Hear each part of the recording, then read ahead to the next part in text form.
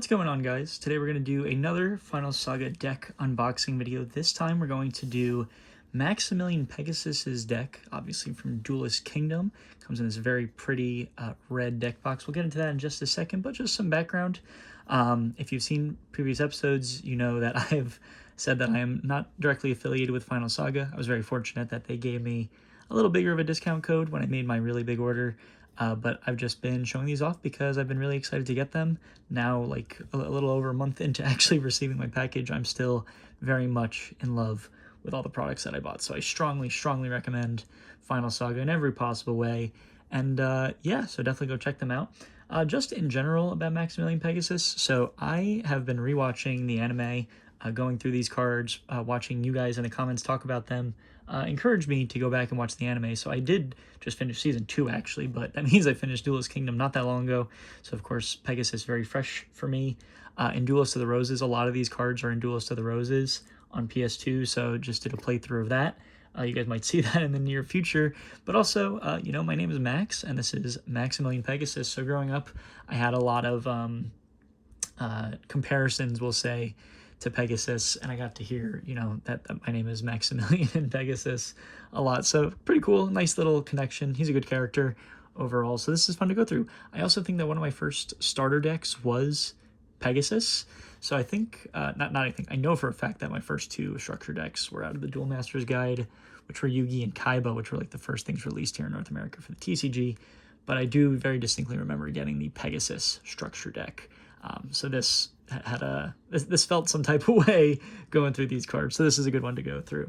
So not a true unboxing because I have since gone through these cards already and sleeved them just because I was so excited to get them when I got them. So not a true unboxing, but I'm still going to show you everything that you get in the package when you order this from Final Saga. So you see the deck box. Every deck box also has this very pretty inner artwork, very cool. Here you see the deck right away. The deck already has the sleeves on it. Like I said, we'll go through all those cards in just a second. We also always get a little divider for your deck box, and as well as 2 starter chips, as if you were to play the Duelist Kingdom game with these decks. So that's pretty cool. Let me get this down just in a second. Alrighty, and let's go through the deck. So I got some commentary about most of these cards, and yeah, here we go. So we have Box, which is normally a fusion monster in the TCG, but I very distinctly remember this from Duelist of the Roses as well. We have Big Eye, very popular in Eternal Dual Soul, getting to see the top 5 cards, a little different in the anime. We have Black Pendant, one of my very first cards. Dark Eyes Illusionist, we'll see more of these illusion-based cards in a little while, but for now we also have Dark Piercing Light. We also have Doppelganger, which, so it's Doppelganger in the anime, and I was able to confirm that by watching the anime, and I was like, wait, Doppelganger, that's this card. But I know this card so well as Copycat, because that's what it's called in Duelist of the Roses. The card's a pain in the butt. If you've played Duelist of the Roses, then you know Pegasus's deck in Duelist of the Roses has 3 Tremendous Fire, plus a copy of Copycat, so he's able to run down all of your life points without you actually even doing anything. So this card's kind of a pain in the butt, always torture when you see it in Duelist of the Roses. But then I would say that it was known as Mimicat in the TCG, because Copycat is a completely different card in the TCG, so kind of funny naming stuff going on. But also, it's really funny because this card wasn't printed in the OCG or TCG until 2015. It's kind of a weird release in naming history. We have Dragon Capture Jar and naturally Dragon Piper, both classics to the early anime. We have Drollbird, which is an interesting one because I swear this card had a different name or different attack and defense stats in the video games, but there's only 1 printing in the OCG and then 2 printings in the TCG. So the 1 OCG printing is like from the very early 2000s or the late 90s in like the Volume 1 sets, but the 2 printings in the TCG are from World Championship packs, and this happens actually a couple times in this deck. So this card, and I believe 2 other cards, were released in World Championship 2010 and World Championship 2011 tournament packs. I think they're tournament packs. Forgive me, I never went to a World Championship. But in the 2010 pack, it's a rare, kind of expensive. But then in the World Championship 2011 pack, it's a super rare, and it's really expensive for what it is. So we'll see that happen a couple times. We have Eye of Illusion, of course, you know, big deal in the anime, but this card did end up becoming a trading card. It was printed in the OCG in 2023 and then in the TCG in 2024. So it took a really long time to come out. We have Eye Armor. Eye Armor is another one that I remember from the video games, but one of only 7 cards whose only printing so far was only in the very first set of the OCG. So that's pretty cool. I would like to get those OCG cards at some point just because they're so exclusive, but this is one of them. So it's cool to get it here. We have Fisher, absolute classic. We have Flying Elephant, which would end up becoming an effect monster in the TCG, but in the OCG and TCG, it wasn't printed until 2018.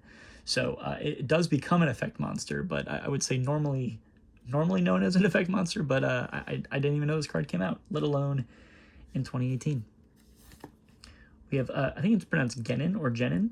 A lot like Eye Armor, but its only printing was in a starter box in 1999 in the OCG, and it's not even like the original starter box because the first one was like a theatrical release, and this one was a revised version of it that only had 3 different cards. This was one of those 3 cards, but still only one single printing ever, so that's pretty cool. We have Gorgon's Eye. Gorgon's Eye is another Duelist of the Roses pain in the butt. Panic has this card in Duelist of the Roses, but a super broken effect where you permanently spellbound anything that moves into defense position. So kind of funny. Got the classic Heavy Storm. We have Hyro's Shadow Scout, another classic from the early TCG, but it's a staple in all my Eternal Duelist Soul mill decks. So I love dealing with this card. Illusionist, Faceless Mage, absolutely iconic to Pegasus. We have Killer Needle, which the only interesting thing I can say is that its only English release is in Metal Raiders, so that's kind of funny that it's only ever had one printing. Actually, I shouldn't say one printing, because it was reprinted for the 25th anniversary, but the only time it was ever included in a set was in Metal Raiders. We have Crocodilus, which from Eternal Duelist Soul, I remember having a slightly different name, like Crocodilus, but I guess that was just me being a kid and not knowing. This is another OCG exclusive from the 1999 Booster 5 set. We have Lucky Trinket. This is another OCG exclusive, 1999 Booster 1. Magic Jammer, absolutely classic. We have Magical Labyrinth, which is not actually in Final Saga's effect book for Pegasus. I think the card was supposed to be Magical Neutralizing Force Field, because it's the only card I saw in the effect book that is not actually in the deck. So it might have been a small error there, but I know this card from Duelist of the Roses use. And also kind of funny, I'm playing World Championship 2004 on the Game Boy Advance. And this card, or the card for Wall Shadow, it mentions Magical Labyrinth in the card effect, but I know around this time, Magic and Spell were kind of being changed over to using Spell exclusively. So in the text for Wall Shadow in World Championships 2004 actually says Spell Labyrinth, like Spell AL instead of Magic AL. So it's kind of funny because it was probably like a Control F error to change everything that said Magic into Spell, and that affected this one. So that's actually kind of funny. We have Masked Clown, which is another OCG exclusive from the aforementioned starter box from that theatrical release, but not the revised version, just the original theatrical one. We have Monster Eye, and this is a card I recognize from the games. I could have swore it came out in the TCG when I was a kid. I must have been thinking something else, but it's from the same World Championship packs as Drollbird. So another one that is really expensive for what it is, kind of funny. We have Mystic Clown, card I remember from being a kid. We have Negative Energy, the anime exclusive, I think popular anime exclusive. And then we have these two guys, which I want to talk a little bit about because I think they're super weird. But we have Oslo Hero and what I know as Oslo Hero number 2.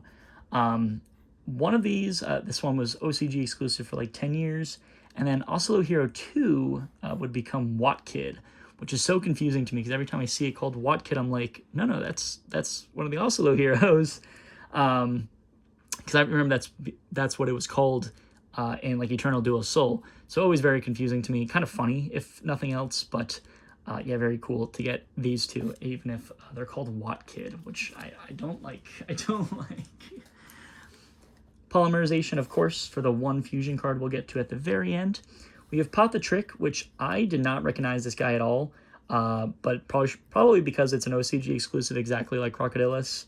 from the same set, but I don't remember this card being in like Eternal Duelist Soul or Duelist of the Roses, which a lot of those cards would end up being in those games. So either I just totally missed it, or yeah, a little different. We have Prophecy, another anime exclusive card. On Wikipedia, it's mentioned as a trap, so this one is a spell. I mean, the effect can be either or, but yes, Prophecy, fun looking card. Rogue Doll, another classic card that all of us used in our decks growing up because it was 1600 was powerful at the time. This is Shine Palace, and this is funny because I recognize this card as Bright Castle from Eternal Duelist Soul, but it was originally the Duel Monster. It was originally one of the promos you got in Duel Monsters 2 in Japan for the Game Boy Color, not the Duel Monsters 2 that we got here in North America. It was called Dark Duel Stories in Japan, but we got Dark Duel Stories, which was Duel Monsters 3, I believe. Anyway, kind of complicated. And then it was in Pegasus's OCG deck back in the early 2000s. So Japan exclusive for a very long time. And then it was released in Stardust Overdrive in 2010. And then its only other printing was in Japan in 2015. So very few printings, very weird places for them to be printed, all on top of the fact that I remember it having a completely different name because of the video games. We have Shining Abyss, who is carrying me in World Championship 2004 right now. We got Stuffed Animal, another one that I remember from either the games or just having it as a kid. We have Sun Shower, an anime exclusive. We have Tears of the Mermaid, and this one's really interesting because I thought that this card was printed in the TCG growing up, but I remember it more from Duelist of the Roses, and that's really interesting because that's the only other time it was ever used. It was introduced in the manga, it was introduced in the anime, and then it was last used in Duelist of the Roses in the early 2000s, and that was literally it. This is a staple to most decks in Duelist of the Roses, but the fact that it never actually got printed is very surprising to me. So cool to get this card in the flesh because it's pretty much about the only way we're going to be able to do that.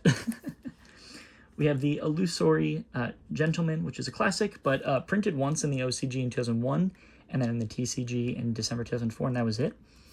We have Thousand Eyes Idol, which has apparently been around forever in sets early on that I literally never saw. So this card felt brand new to me, but it's not at all, actually.